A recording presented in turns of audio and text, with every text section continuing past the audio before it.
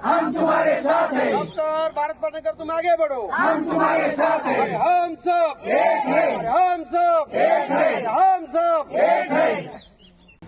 माननीय काटकर साहेब आपणाला मार्गदर्शन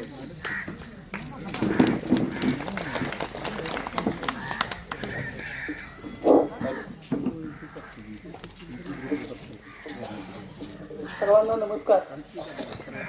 आम्ही सांगलीतनं जे पत्रकार आलो होतो तुमच्या आंदोलना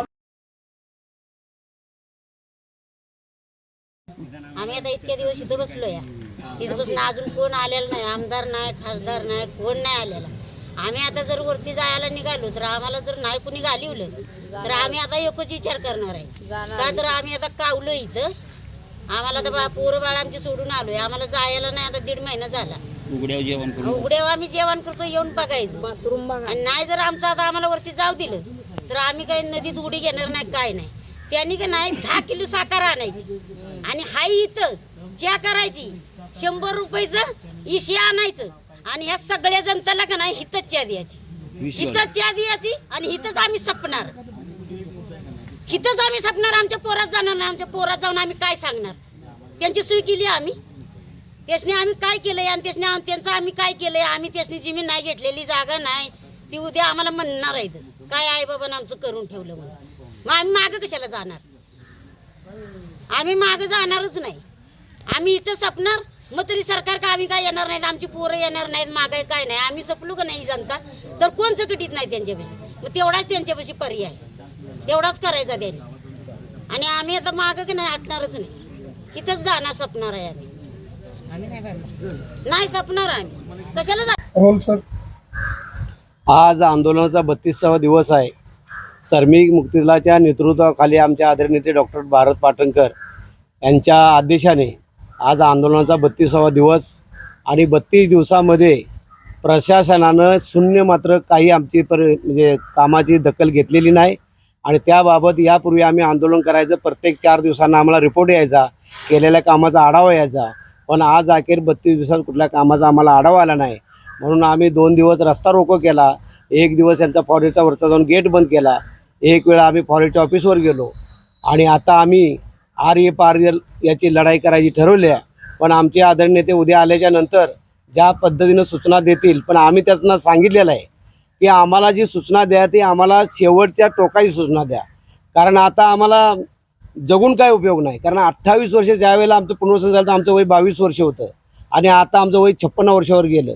आणि मग आम्ही कशासाठी जगायचं? आमची मुलं जगू शकत नाहीत, बायका पोरं जगू शकत नाहीत। तर आमचं शासनानं 28 वर्षात घेतलं आणि 11 ते 14चे जे कलम आहे ते गेल्या 26 वर्षात आम्हाला कुणीही सांगितलं नाही। पण आताच्या कोल्हापूर जिल्हाधिकाऱ्यांनी त्याच्यावर ऑब्जेक्शन घेतलं आणि गेल्या 1.5 वर्षामध्ये चांदोली अभयारण्याचा प्रकल्प पूर्ण बंद केला आणि कामाचं सगळं ठप्प झालं। आणि त्यामुळं 11 ते 14 कलम लागल्याशिवाय आणि मंत्रालय पातळीवर निर्णय झाल्याशिवाय हे आंदोलन थांबणार नाही। आणि थांबलं नाही तर आम्हाला कुठल्या टोकाचा संघर्ष करायला लागला तर तो आम्ही केल्याशिवाय राहणार नाही। आमच्या ज्या पद्धतीने नेत्याचे आदेश येतील त्या पद्धतीने आम्ही पुढचं कार्यवाही करणार आहे। माझं मारुती पाटील, श्रमिक मुक्ती दल राष्ट्रीय सचिव। आम्ही गेल्या 32 दिवसापासून श्रमिक मुक्ती दलाच्या नेतृत्वाखाली या ठिकाणी आम्ही लढा करत आहे, हुतात्मा स्मारकामध्ये मंजूर या ठिकाणी। पण आमच्या मागण्या मोजक्या 6 मागण्या आहेत। एक आमची मागणी महत्त्वाची आहे की 11 ते 14चं कलम लागलं पाहिजे।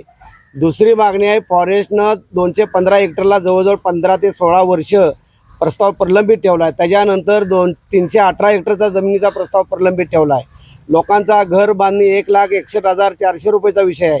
लोकांच्या मूळ गावातील चुकलेले गट नंबर, चुकलेल्या ताली आणि चुकलेले फळझाडं याची सुद्धा मोजणी झाली पाहिजे।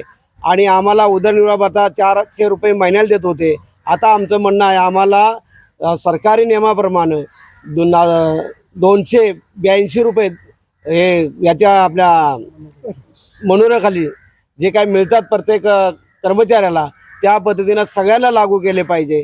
आणि अगदी भूमीन असू दे, खातेदार असू दे, त्या पद्धतीनं आम्हाला पैसे मिळाले पाहिजे। 400 रुपयानं आमचं महिन्यात काही भागतच नाही। म्हणून आम्हाला हा जो लढा लढायचा आहे, आम्ही आता 2-4 दिवस आंदोलन करतोय, रस्ता रोको केला, पर्यटकांचा गेट बंद केलं, सगळं काय केलंय, पण ते करीत असताना सुद्धा प्रशासनाला जाग येत नाही। आणि गेल्या 32 दिवसात पूर्वी आंदोलन आम्ही करायचो, पण 4 दिवसांनी त्याचं रिपोर्टिंग व्हायचं की हे काम इथपर्यंत आले, ते काम तिथपर्यंत आले. आज अखेर आम्हाला कुठल्या पद्धतीचा मेसेज नाही तर काही पत्र नाही की आम्ही मंत्रालय पातळीवर बैठक लावतो आणि हा विषय हा मंत्रालय पातळीवर सुटण्याचा आहे. आणि त्या ठिकाणी पुनर्वसन मंत्री पाहिजे, वनमंत्री पाहिजे, ते सगळे सचिव, मुख्य सचिव आणि CCF आणि दोन्ही सांगली कोल्हापूरचे जिल्हाधिकारी, अपर जिल्हाधिकारी आणि संबंधित अधिकारी यांच्या समवेत बैठक झाल्याशिवाय 11-14वर विषय म्हणजे त्याच्यावर मार्ग निघणार नाही. आणि 11-14चा जोपर्यंत मार्ग निघत नाही तोपर्यंत खालचे जे विषय मांडले तर ते सुटणारच नाहीत. म्हणून 11-14चं कलम लागू झालं पाहिजे आणि ते कलम लागू होण्यासाठी आम्ही आर्यापारची लढाई लढणार आहे. आणि उद्याच या ठिकाणी आमचे नेते डॉक्टर भारत पाटणकर या ठिकाणी येत आहेत आणि ते आल्यानंतर पुढील ज्या पद्धतीने दिशा सांगतील त्या पद्धतीनं आम्ही मार्ग स्वीकारणार आहे. तरीसुद्धा आम्ही डॉक्टरला उद्या विनंती करणार आहे की आम्हाला आमच्या मूळ गावाकडं जाण्यासाठी तुम्ही परवानगी द्या. आम्ही प्रशासनाला कळवणारच, आम्ही चोरून जाणार नाही, पण यांच्या 7 पिढीला जे आम्ही कुठनं गेलो ते कळणार नाही, पण आमच्या मूळ गावाचा आम्ही ताबा घेतल्याशिवाय राहणार नाही. एवढं बोलतो थांबतो. मध्ये आमचं सरकारनं पुनर्वसन केलं तेव्हा पुनर्वसन करताना आमच्या जमिनी काढून घेताना सरकारला पुनर्वसनचा कायदा लागू होता. आणि आता काय सरकार म्हणतंय की तुम्हा लोकांना पुनर्वसनचा कायदा लागू नाही. मग आमच्या जमिनी घेता वेळी पुनर्वसनचा कायदा होता आणि आमच्या जमिनी आम्हाला देता वेळी पुनर्वसनचा कायदा लागू झालेला नाही. एवढं मला बोलायचं आहे. काय आमची आता मुलं बाळं कमीत कमी तरी 2-3 पिढ्या झाल्या आमच्या संपत आल्या. आता आमच्या नातूंडाची पिढी संपायची वेळ सरकारनं आणली आहे. तर आम्ही आता काय निर्धार केला आहे तुम्ही माझं भावबंधच व्हायचं, आमचं मायबापच म्हणायचं आमचं आज भेटला आहे आम्हाला असं एक वाटतंय. आम्हाला बोलावं असं वाटतंय पण हृदय भरून येतंय, पण काय करायचं हेच प्रश्न मोठा सरकारनं आम्हाला करून ठेवला आहे. तर आमच्या मुलाबाळांचं उद्ध्वस्त झालं तर पण आता आमच्या नातूपतोंडाचं आम्ही उद्ध्वस्त व्हायला देणार नाही आणि आम्ही ह्या रस्त्यावरनं हलणार नाही असा आम्ही महिलांनी तर पक्का निर्धार घेतलेला आहे. आता आम्ही काय ठरवलं आहे आमच्या मूळ गावाला जायचं. तर हे बघा ही आमची सारी मुलंच आहेत. माझं आता वय बघा 34 आहे, 34 वर्ष झाली, 64 वर्ष. म्हणजे आमची मुलंच आहेत. त्यांना आम्ही का नाही पोत्यात घालणार नाही. आम्ही जेवढ्या महिला आहे तेवढ्या आम्ही वर जाऊन आम्ही काय त्यांचं जंगल तोडणार नाही, त्यांचं काही नुकसान करणार नाही. फक्त आमच्या मूळ गावी जाणार आणि आमचं हक्काचं आहे तिथं बसणार आणि आम्ही तिथं काय आमचं जे आम्ही जसे पहिली कष्ट करत होतो तसं आम्ही करून खाणार. हे जर दखल घेत नाही तर आता आम्ही शेवटचा निर्णय बघा हे घेत आहे. शेवटचा म्हणजे अगदी टोकावत्याने आम्हाला निर्णय आणलाय. आज आम्हाला 35 दिवस का किती झालं इथं.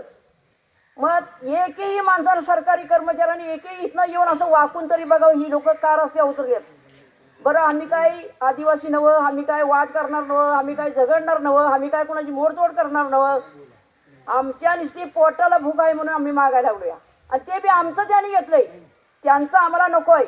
आम्ही म्हणत नाही की आम्हाला तुमचा बंगला बांधून द्या, गाडी तुमची मोटर कार असेल ती द्या, काय करा हे आम्ही तसं सांगत नाही. फक्त आमच्या पोटाला भूक आहे, तेच आमचं घेतलं तेच आम्हाला परत द्या, याच्यासाठी आम्ही झगडायला लागलोया. आणि हे झगडणं आम्ही पूर्ण केल्याशिवाय त्या मंडपातनं आम्ही बाहेर जाणार नाही असं आम्ही पक्का निर्धार केलाय.